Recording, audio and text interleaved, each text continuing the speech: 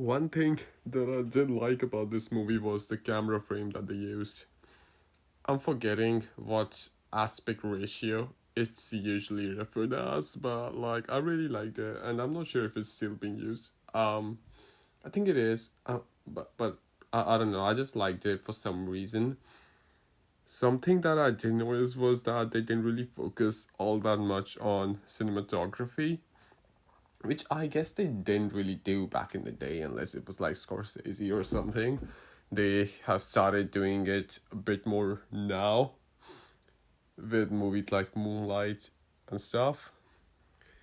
Anyway, Scarface.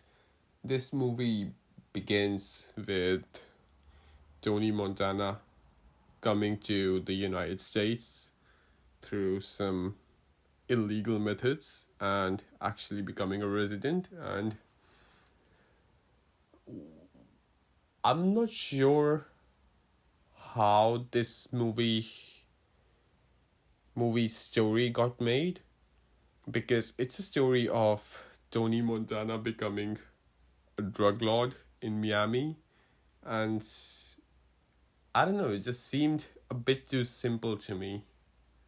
The story was not very complex in the sense that I don't know, I think they just uh tried to hide all the complex part of him making connections. We just have this scene where he's talking to Michelle Pfeiffer, I think, and he's like, I have a lot of connections, and 5 minutes later in the movie, he's just this drug lord, and everybody respects him. Everybody has respected him since the beginning, but you know what I mean. It's if you really break down this movie, Tony Montana could have escaped everything at the end. All he had to do was let that dude blow up the car, and he would have been fine.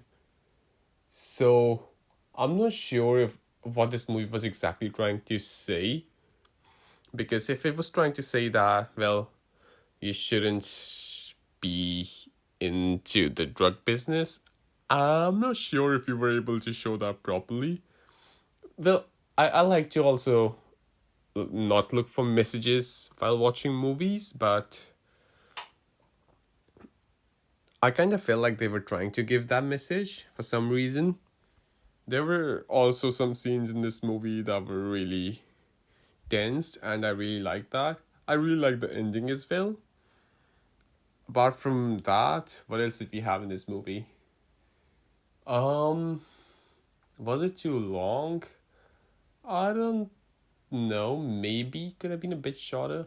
It was 170 minutes. It could have been 150, 155. I don't know, maybe.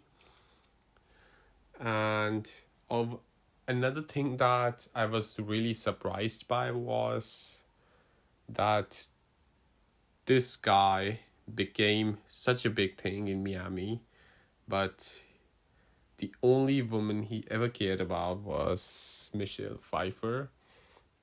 I don't know, man. You are probably meeting tons of people, and that's pretty much the only person you care about. Not care about that's the only person you want.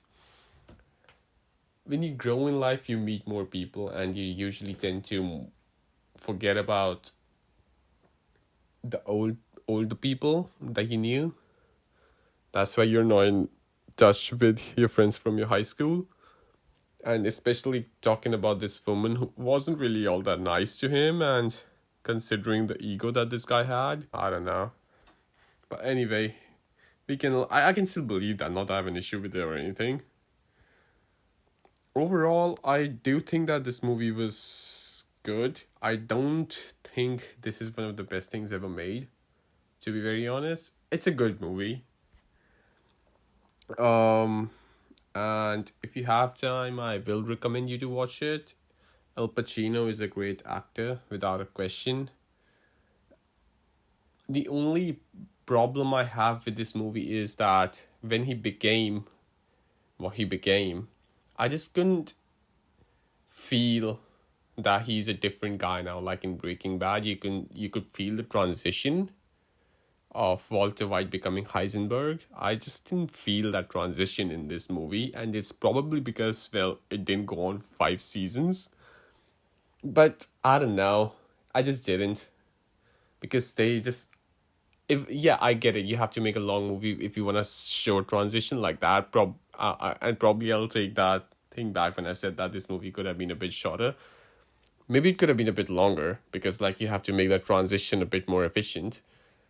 But it just couldn't have happen. That's the point.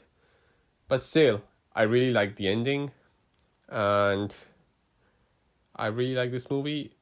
Not sure what else there is to say. It was quite emotional at the end as well, so I will say that this movie is 3.5 out of 5. Yeah, that's what I'm gonna give it.